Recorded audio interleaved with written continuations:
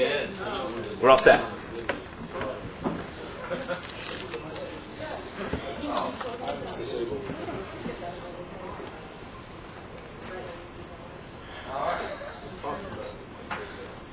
Good evening. Welcome to the February 13th Town of Clifton Park Town Board meeting. Please join me for the Pledge of Allegiance.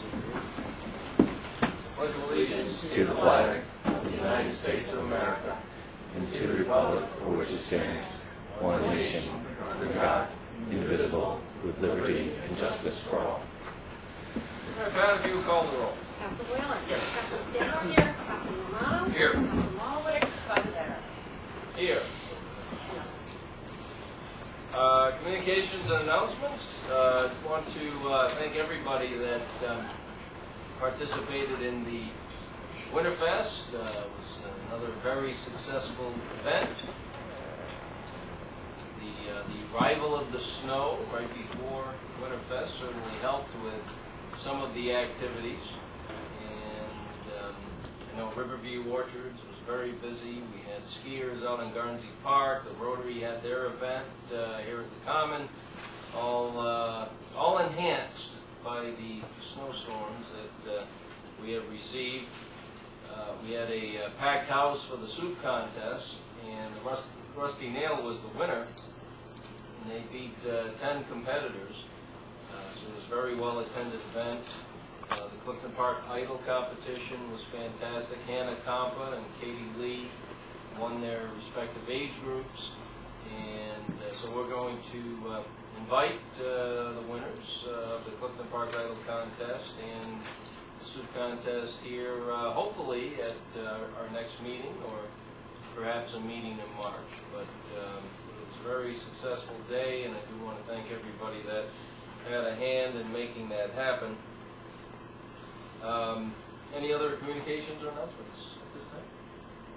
Okay. Very good. We will start tonight with a presentation by Mike O'Brien. He's going to talk about one of the newer initiatives at the sewer department, something that Mike and I discussed recently when he provided an update, and thought it would be a good idea if he came here and provided us with additional details. With the sewer department, once it was created, which you got some time under your belt now, don't you? I do. 15 years, going on 16 years. Amazing. So, no, I mean with the sewer. Oh, yeah, that too. Oh, yeah, we got 13. So, you don't even remember what happened before the sewer department. Oh, I did do. you? No, you don't. But over the years, when we created the sewer department, after taking ownership of thousands of sewer customers at once, and say, on occasion when we talk about the sewer department here in Clifton Park, that back in 2000 we had maybe a couple hundred sewer customers that we were responsible for, and it wasn't long thereafter we suddenly had thousands between Dutch Meadows and Woodland Hills and former CK Sanitary. Those were the three largest systems that were abandoned to the town, and we certainly needed to start a sewer department, and we did, and Mike was promoted to head up that initiative. And over the years, we gradually added more equipment, manpower, which allowed our sewer department staff to do more tasks in-house. In the very beginning, we were hiring contractors for everything. So over the years, we've slowly, gradually, carefully, and being fiscally conservative as always, been able to bring a lot of those tasks in-house. One thing that came with the former CK Sanitary were hundreds of grinder pumps in the homes that the town suddenly became responsible for. And one of the latest initiatives, and that's what Mike's going to talk about tonight, is brought in taking care of those grinder pumps, the maintenance and operations of them completely in-house. We still do have a contract with a contractor, should there be an emergency situation, and we do need that additional help. But that's what Mike's here to talk to you about tonight, some of the results. So, Mike, take it away. Yes, sir. I just want to make it clear, since we're, on television or whatever, that this is the Clifton Park Sewer District #1 that the town takes care of the grinder pumps. It's not Right. town-wide. This one phone doesn't start ringing tomorrow, because people call all the time. Supervisor, you summarized it quite well. We have 587 grinder pumps, plus or minus a couple. We find new ones that people can produce legal documents to say they were part of the CK lawsuit. That we have had contractors take care of over the years. When we started out, we were running about $100 grand a year in repair costs, but it slowly started creeping up. We always had a responsive, contractor to help us out. We never really had any complaints from homeowners, but we really had no idea what was going on out there. And as the costs started creeping up, we were starting to get up into the $110,000, $120,000 range. And if you look at the district as a whole, it's a small amount of people that consume a seventh of the budget. It's enormous. So, we started looking at that and how can we control costs here? And how can we make sure whatever is being done is being done right? In the beginning, we had no idea about grinder pumps, so we were trusting the contractor to tell us, yeah, it needs to be replaced, yes, this, that. Over time, we've learned the business. We've learned, even if we weren't working on grinder pumps, we've learned, about them, how they work, the good ones, the bad ones, typical situations. And last year, with some major changes that went on, not with the town of Clifton Park, but with companies that we deal with, it kind of started the wheels in motion. And in March, my department took over full operational maintenance of the grinder pumps in-house, and that involved an investment from the town in tools and equipment. We rehabbed a space in one of the buildings that we own and created a shop. And sent the guys out for training, including myself. So that started, I think, like March 16th. I don't have the exact date. And from March to January 1st, we did 88 calls, which is above average. It's more than we thought we would. I don't really have a way of gauging the success except to compare the numbers of what we would have paid if we stayed on the 2015 contract. Now that contract is up for renewal at the time we did this, so even those numbers were low. Okay, but it was a fixed figure that we knew we could use to compare where we stand in our performance versus the contract. And our numbers came out to be $121,000 would have cost us for March to January of the work that was done in-house by the town. And our numbers calculated out to be $84,000. So that's about 35% savings. The 121 was the contract number. The contract Right, number right, from 2015, so that Right. number likely would have been much higher. That wasn't the work we did in-house. Work we did in-house was 84. 84. And again, that 121, I know the numbers they were talking about when we were talking about renegotiating contracts. We were getting well close to 150. It's just a huge change. One company went out of business. These guys, the only people in town, wanted more money. So I'm only basing this on the existing contract that we had. So a 35% savings. But the other thing we have been doing, we're trying to be conservative, trying to be cost sensitive, but at the same time, and we have been doing from day one, we're investing in the system. So we've been installing these SB panels. They're an upgraded panel system. I don't want to get into the details, but all these houses have a grinder pump and they have a light. And if you live in a Knowles home, in Country Knowles South or something, there's this red gem light on your wall, either in your basement, in your kitchen, somewhere strange, that either works or it doesn't, and that's it. So when the pump breaks, there's just a little red light that goes bing and turns on. And they're from 1969, How does it go? 1970. Bing. I don't have one.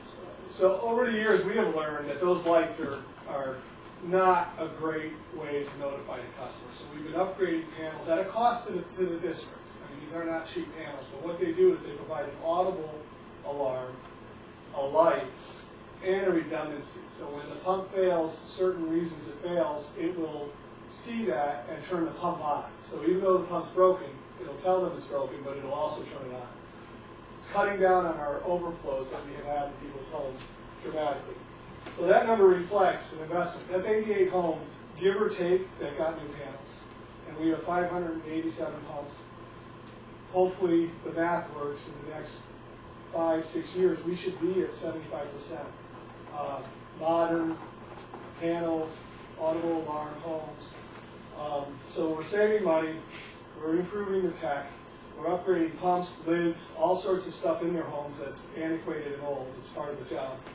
And then we're also creating a database for the town. So I don't expect this number to change much. We negotiated pretty solid pricing from the distributor for the products that we have to put in because of the pumps we have.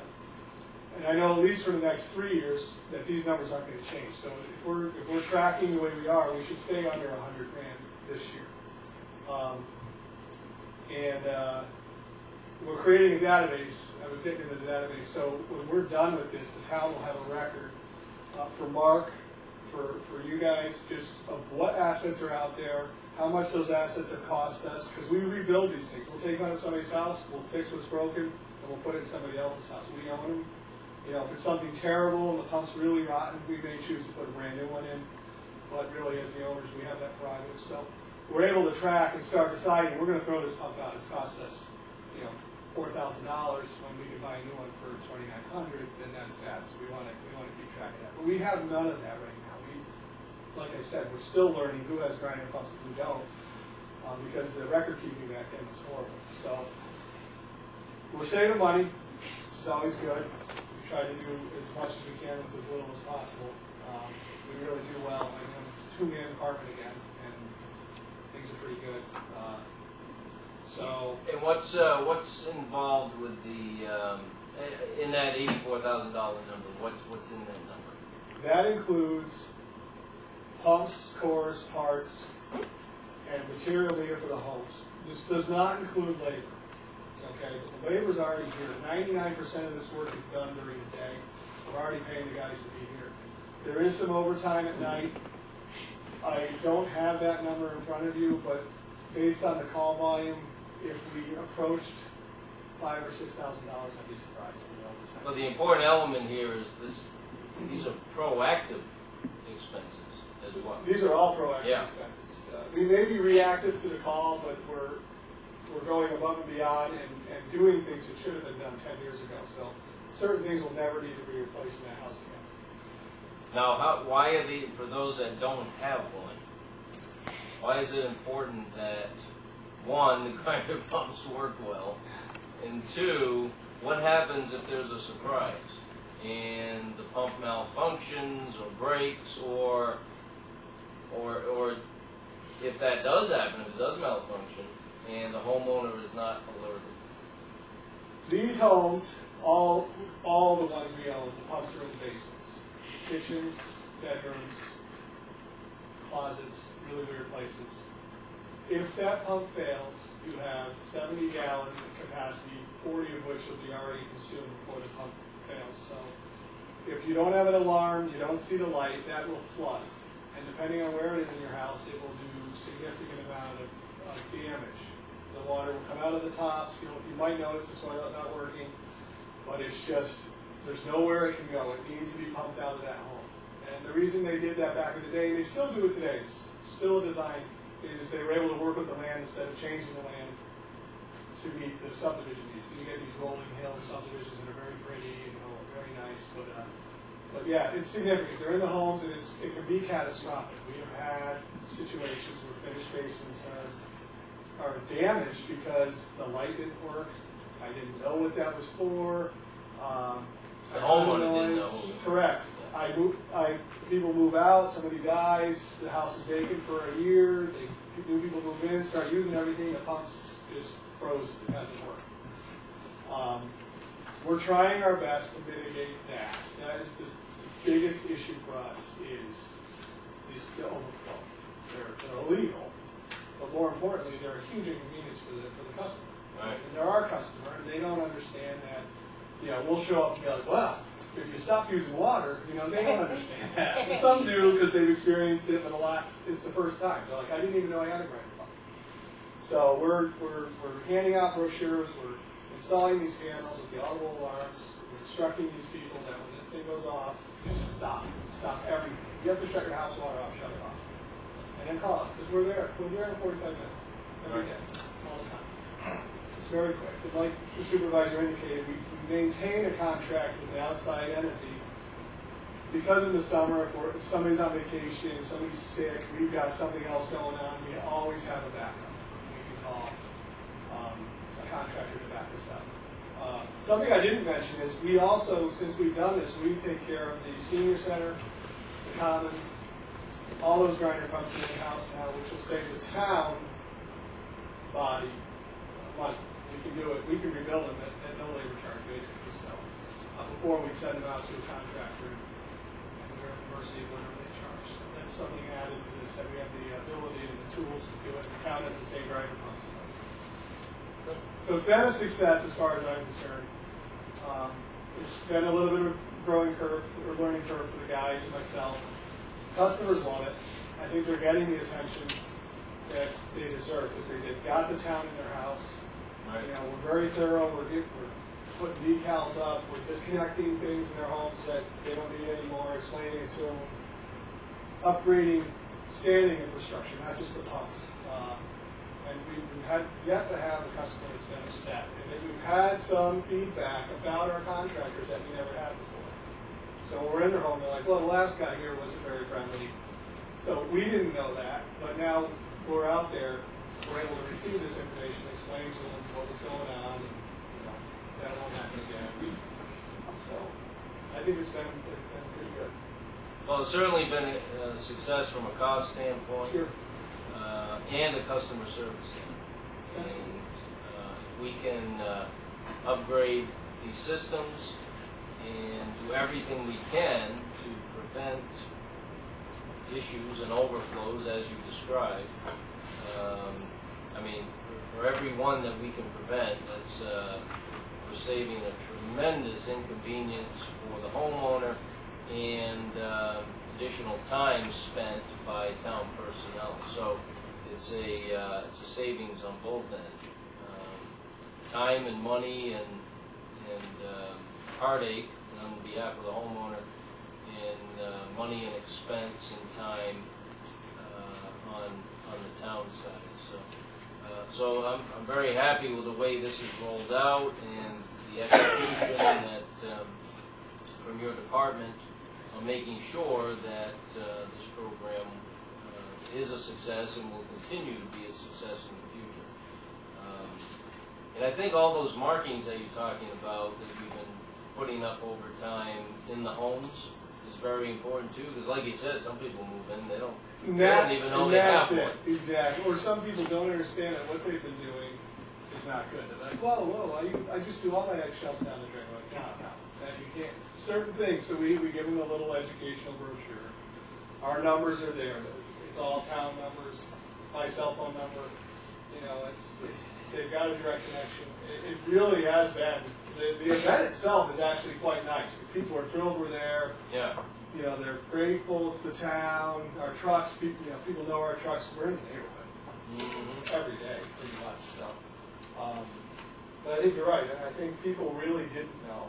They didn't know how they work. I've always wondered what that light is for. Like a neighbor, I can just keep going with all these funny things that people say. I'm like, oh my god. Yeah. But nobody explained it to them when they bought the house. It was a handshake, take care of. It was always taken care of for a long time. Well, the good thing is with the additional markings, as homes turn over, hopefully those markings will, it'll be kind of a light bulb for the new homeowner to say, gee, maybe I should, there's a contact and there's a contact number. Maybe I should just call them and ask them what this thing is. If they don't already know. I think with today's real estate rules, we get a lot of inquiries now. I think that disclosures, people are like, what is the grinder pump? And they call the town immediately because most realtors know that we think they're taken care of by the town. So they'll call, verify. It's quite a reassurance to most homeowners because let's face it, it's an appliance, and having an appliance that's owned by a municipality in your home has got to take the edge off a little bit. Yeah. And you know, as long as I can stay on top of it, that somebody's going to come and fix it, and it's not going to cost me, $3 grand. It's nice. Right, oh, And yeah. it's not common. It's not common. It's a unique situation in this region, of DEC's region. So. Definitely. Any questions for Mike? Just curious, how does a typical call start? Most people, I guess, probably don't know that they have a grinder pump. So what typically happens? The basement starts to flow. Right. How do they wind up with Yes, you? In the case of they ask all their neighbors and eventually they say, That's exactly it, James. You get a call and they'll say, the sewer is coming back in my house. It's all over my basement. I can't control it. And they'll say, oh, well, are you using any water right now? They're like, yes, I'm doing laundry. I'm like, oh, stop. They stop. They're like, oh, it looks like it stopped. Okay. So then we said, we know immediately because we know where they live. Right when I say, where do you live? They say, blah. And we'll know, okay, you have a grinder pump. We'll be right out. And they're like, a grinder pump? And when we get there, then they typically will watch. We get in there, pull the thing out. We do a lot of wiring. It's involved. I don't know if the board appreciates the amount of work we do. I mean, we're like, rewiring circuits in the homes to put in these new panels and everything. But it takes about an hour, and we can be done. We've gotten pretty good. But that's it. People call panicking. The whole house, neighborhood's backing up to my house. Turns out it was just their washing machine. Sometimes I smelled something. I go down, you go down there and use your water. That's a problem. Most people, I think word is spreading because most people know today. Yeah, the biggest issue is the new homeowners. Exactly. And do they, are they aware? That's our biggest challenge. Yeah, and it's usually we don't get calls after 11 o'clock, which is kind of nice. And even if we do, sometimes people are like, if things are stable, they can be like, we'll be there at 6:30 in the morning. Okay, that's fine because everybody wants to go to bed, including us. So, but if somebody wants us out there, we'll be there. Yeah. Any other questions for Mike? All right, well, I'm glad you came and gave us an update Sure. on this because it is important that we know what the results have been, and anything we can do to spread the word to any new homeowners out there. You got it. Thank you very much. Thanks, Mike. All right, Pat, if you could read we do have a few resolutions, if you could read the resolutions, and we'll consider each one individually. Resolution authorizing the purchase of a 2017 Dodge Ram 1500 Tradesman from LT Bagnall Motor Company, Kingston, New York, for use by the Building and Development Department. Whereas Director of Building and Zoning Stephen Myers has identified a need for a new vehicle for use by the Building and Development Department, and whereas the new vehicle will replace the 2004 Ford Ranger truck that will be transferred to the Buildings and Grounds Department, and whereas Mr. Myers has recommended that a 2017 Dodge Ram 1500 Tradesman available from LT Bagnall Motor Company, Kingston, New York, be purchased under New York State contract at a cost of $22,377.97. Now therefore be resolved that the Clifton Park Town Board hereby authorizes the purchase of a 2017 Dodge Ram 1500 Tradesman from LT Bagnall, Albany Avenue, Kingston, New York, as described in the attached documents at a cost not to exceed $22,377.97 under state contract to be paid from the Building Department building equipment line. A resolution authorizing Justice Robert Ryback to attend the Association of Towns meeting. Whereas the state requires all town judges to attend a training session on a yearly basis, and whereas the Office of Court Administration will provide the necessary training for judges, and at the annual meeting of the Association of Towns held in New York City from February 19th through the 22nd, 2017, and attendance at these meetings will provide a public benefit to the town. Now therefore be resolved that Judge Robert Ryback is hereby authorized to attend the New York State Association of Towns annual meeting in New York City from February 19th through the 22nd, 2017, to be paid from Justice Training and Conferences, and be further resolved that meals and other incidents be paid per the stated 2017 per diem. Resolution awarding the bid for a survey of Kings Road Park and related parcels in preparation for transfer of ownership to the town. Whereas the town is party to an intermunicipal agreement with the County of Saratoga for management of Kings Road Park by the town, and whereas the agreement contemplates the transfer of title to the park property from the county to the town with legislative approval of the state of New York, and whereas a meets and bounds survey and legal description will facilitate legislation necessary for the county's transfer of ownership to the town, and whereas bids were received in response to an RFP for a survey to be done and legal description provided to support the town's request for home rule bill for the transfer this legislative session. And whereas Environmental Design Partnership Route 146 Clifton Park submitted the lowest conforming bid in the amount of $6,500. Now therefore be it resolved that the bid for survey work is awarded to Environmental Design Partnership. Per their bid submitted, be it further resolved that the controller is authorized to pay Environmental Design Partnership the sum not to exceed $6,500 in the general fund engineering for the completed survey per the Environmental Design Partnership bid. Very good. Any questions on the resolutions? Okay, Pat, you can read the headings. Resolution number 38 of 2017, a resolution authorizing the purchase of a 2017 Dodge Ram 1500 Tradesman from LT Bagnell Motor Company, Kingston, New York, for use by the Building and Development Department. So moved. Second by Mr. Standard, second by Mr. Whalen. This is a budgeted item. This will replace a 2004 Ford Ranger. And that 2004 Ford Ranger will go to the Buildings and Grounds Department, so we can get another 5-10 years out of it. I would hope, right? How bad is it? It's starting to rust out pretty good, but usually when summer help gets a hold of it, depends on how they treat it that summer. So summer help can be a little tough on the trucks, from what I understand. Oh, really? Oh, okay. But Well, they should be able to get another year or two out address of it. that. Should get another year or two out of it, I would think. Good, good. So we continue to cycle out the oldest vehicles in some of these departments as we do the security and highway and everything else, keep them cycled out, and we continue to get some use out of them on a second-hand basis with another department. Pat? Councilman Whalen? Yes. Councilman Standard? Yes. Councilman Romano? Yes. Councilman Marlowitz? Yes. President Barrett. Yes. Resolution number 39 of 2017, a resolution authorizing Judge Robert Ryback to attend the Association of Towns meeting. So moved. Second. By Mr. Whalen, second by Ms. Smallwood. Discussion. Councilman Whalen? Yes. Councilman Standard? Yes. Councilman Romano? Yes. Councilman Marlowitz? Yes. President Barrett. Yes. Resolution number 40 of 2017, a resolution awarding a bid for a survey of Kins Road Park and related parcels in preparation for transfer of ownership to the town. So moved. Second. By Mr. Romano, second by Ms. Smallwood. As I'm sure you remember, as part of the intermunicipal agreement the town has with Saratoga County that we negotiated, includes transfer of ownership of the park to the town from the county. And we need home rule legislation to do that. When the legislation was submitted last year, it was discussed that, or it wasn't discussed really, it was something that was predetermined as a prerequisite from the state that the boundaries, the survey would need to be completed prior to any approvals being granted.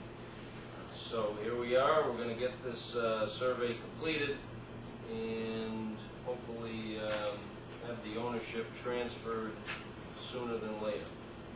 Okay? And as I said, in the agreement that we negotiated, we formally manage Kins Road Park. Any questions, comments? Okay, Beth? Councilman Whalen? Yes. Councilman Standard? Yes. Councilman Romano? Yes. Councilman Marlowitz? Yes. President Barrett. Yes. Okay, any other business to come before the board this evening? Okay, we'll go to public privilege. If you'd like to speak on a town matter, please raise your hand. We'll ask that you come forward. State your name and address for the record, and please keep it to 5 minutes or less. Hi, Ron, how are you? Just fine, sir. Good.